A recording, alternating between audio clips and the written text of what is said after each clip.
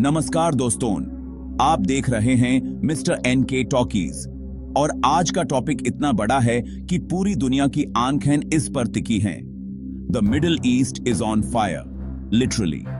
The United States and Israel have launched one of the most massive military operations in modern history against Iran.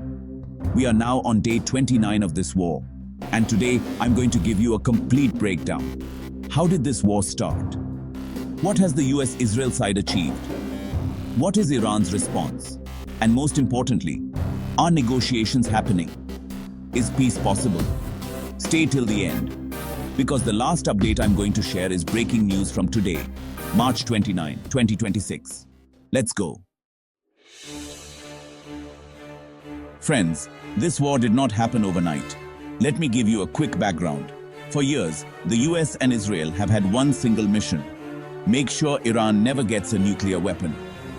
In 2018, President Trump pulled the US out of the nuclear deal called the JCPOA, the Joint Comprehensive Plan of Action, calling it a giant fiction.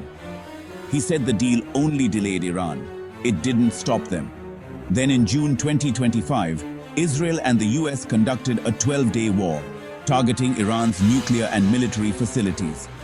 Trump claimed that operation curbed Iran's nuclear capabilities. But here's the twist. Just a few months later, the IAEA, the UN's nuclear watchdog, reported that Iran had stored highly enriched uranium in an underground facility that was untouched by those strikes. Meanwhile, inside Iran, massive protests broke out in January 2026, the largest since the Islamic Revolution. The Iranian government killed tens of thousands of protesters, crushing the uprising. Trump used this moment. He called it proof that the Iranian regime was illegitimate. He began building up the largest US military presence in the Middle East since the 2003 Iraq invasion. In February 2026, US and Iran even started fresh indirect nuclear negotiations in Oman, and Oman's foreign minister said peace was within reach. Iran had reportedly agreed to never stockpile enriched uranium. But Trump was not happy with how the talks were going. And then, everything changed. On the night of February 28, 2026, just one day after those promising Oman talks, the United States and Israel launched surprise airstrikes across Iran. The Pentagon confirmed that this opening attack used twice the firepower of the shock and awe campaign that began the 2003 Iraq War. This was massive. And in those very first strikes, Iran's supreme leader Ali Khamenei was killed. Top General Abdul Rahim Musavi was killed. IRGC Commander Mohammad Pakpour was killed. And several other senior officials were also assassinated. The US and Israel said their goals were clear. 1. Prevent Iran from ever getting a nuclear weapon. 2. Target Iran's nuclear and ballistic missile programs. 3. Achieve regime change in Iran. Iran's response?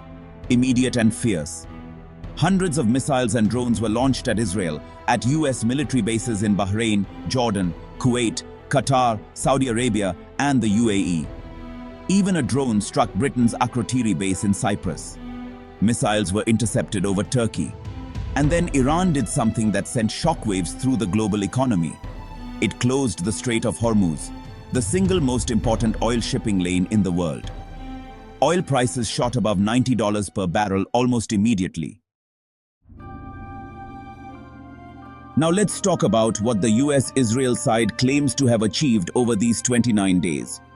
First, elimination of Iran's top leadership. The killing of Supreme Leader Khamenei was the single biggest development. Iran has now appointed Khamenei's son, Mojtaba Khamenei, as the new Supreme Leader, but the regime has been severely shaken.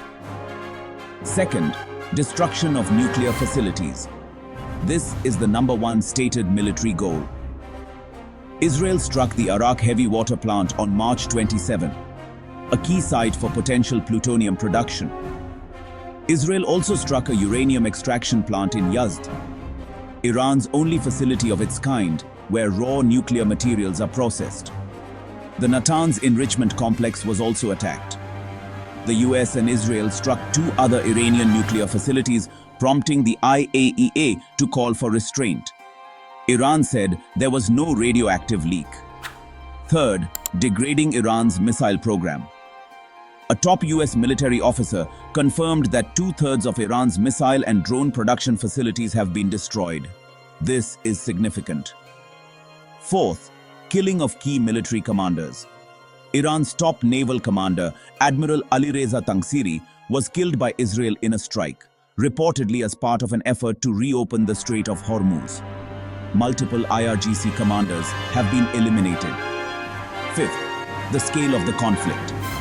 The Armed Conflict Monitor AKLD has documented over 2,800 distinct attack events across 29 of Iran's 31 provinces, with Tehran taking the heaviest bombardments.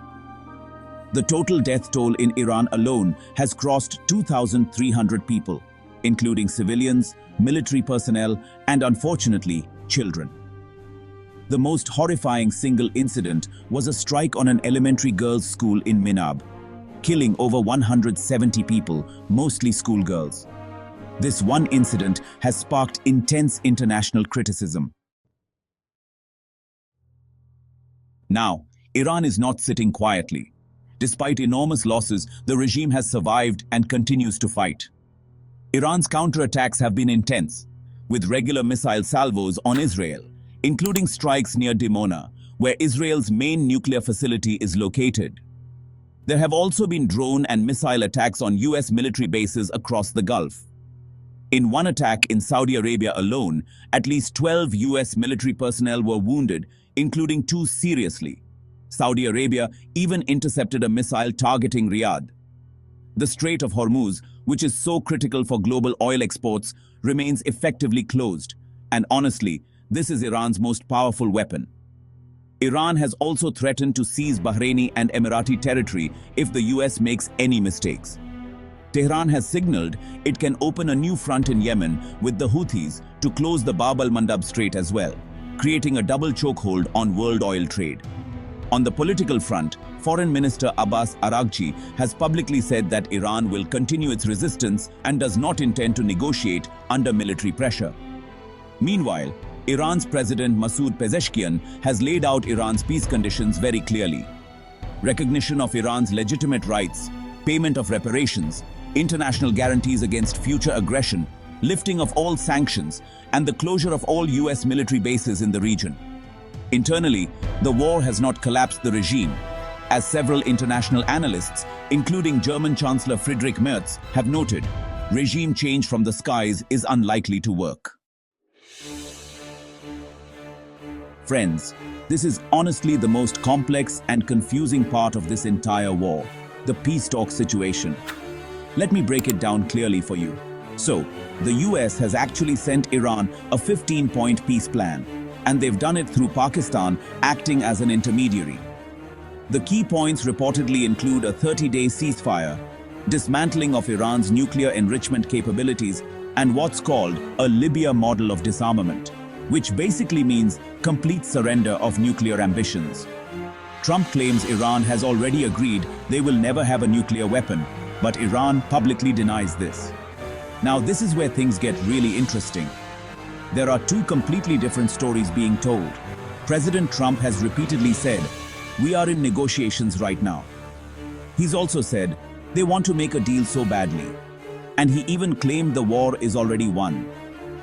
Meanwhile, Iran says, "We are not in formal negotiations." They insist, "We will resist US aggression." Iran's Foreign Minister Araghchi has also said Iran is not negotiating. CNN reported there has been outreach between the sides, but not full negotiations. Iran told CNN it is willing to listen to sustainable proposals but has firm conditions. Now, let's talk about the Pakistan back channel. Pakistan has emerged as the key mediator here. Pakistani officials confirmed they delivered the US 15-point plan to Tehran. There were also reports of a potential face-to-face meeting in Islamabad between US and Iranian representatives. And here's today's breaking news. As of March 29, 2026, foreign ministers from Pakistan, Turkey, Egypt, and Saudi Arabia are meeting in Islamabad right now, all pushing for de-escalation. At the same time, Iran has threatened retaliatory attacks on Israeli and US universities in the Middle East, even as these diplomatic talks are happening. Trump had previously given Iran a deadline on energy plant strikes. On March 26th, he announced a 10-day pause on striking power plants, extended to April 6th, saying talks are ongoing and going very well. International human rights experts have called the original threat a possible war crime. Let's look at other global reactions quickly. Trump is furious with NATO, saying he's very disappointed they haven't supported the US in this war. G7 foreign ministers put out a statement saying there is no justification for deliberately targeting civilians. The UK has not participated militarily, but UK National Security Advisor Jonathan Powell secretly attended US-Iran nuclear talks in Geneva. Germany's Chancellor Merz said regime change through air power is unlikely and mostly gone wrong in history. China has reportedly strengthened relations with Iran during this period. Iran's President Pezeshkian has spoken to Russia, reaffirming Iran's commitment to peace. And the UN nuclear watchdog, the IAEA, has repeatedly called for restraint. Friends, this war is not just a Middle East crisis. It is hitting your pocket directly. Oil prices crossed $90 per barrel immediately, up from about $70 before the war. Gold prices have surged globally due to all this geopolitical uncertainty. Civil aviation has been severely disrupted across the Middle East, which is home to some of the world's largest airports like Dubai and Doha. Food prices are rising globally due to shipping disruptions. The closure of the Strait of Hormuz means approximately 20% of global oil supply is being held hostage. The war has now spread to at least a dozen countries in terms of direct military activity. And let's not forget, the Lebanon conflict has also escalated. More than 1,000 fatalities in Lebanon alone by late March, including both Hezbollah militants and civilians. So doston, आगे क्या होगा? Let me give you the key scenarios. Scenario 1. A deal is reached. If Pakistan, Turkey, Egypt, and Saudi Arabia successfully mediate, and if Iran agrees to verifiable nuclear disarmament, a ceasefire is possible. Iran has shown it is willing to discuss, but its conditions are pretty steep. Scenario 2. Escalation continues. If no deal happens before Trump's April 6th deadline, the US may resume strikes on Iranian power infrastructure.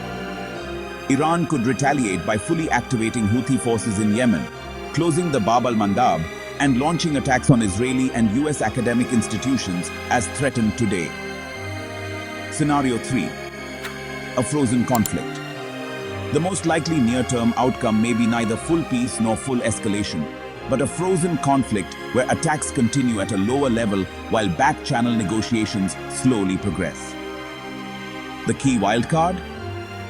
The Iranian people. With the regime weakened, the economy in ruins and infrastructure destroyed, internal pressure on the government is enormous. Whether that leads to regime collapse or a rally around the flag effect remains to be seen. तो दोस्तों, ये था आज का complete analysis of the US-Israel-Iran war.